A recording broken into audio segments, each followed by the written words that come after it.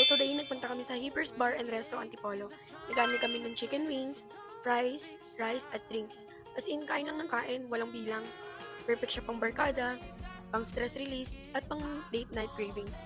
Located sila sa Sumulong Highway, Sichuru at Barangay Mambungan, Antipolo. And open to hanggang madaling araw sa sobrang sulit talaga. Alam nyo ba, after namin mabusog sa wings, syempre, hindi pa kami muwi agad. Literal na konting lakad lang, may next step agad. Ito yung Sumo Cafe. As in, super lapit lang, mga 20 steps lang from Hippers. Wala pang isang minuto. So, I ordered the berry matcha, super refreshing. Sama my friends, tried the salty cream oat latte. And syempre, may mga matcha lovers din. They tried matcha cloud latte at matcha blendy. Ang dami nilang drinks choices, blendies, refreshers, classic, ice signatures, and more. Sumo Cafe is at 3D Sumulong Highway Antipolo. Perfect combo talaga. Hippers first, Sumo after.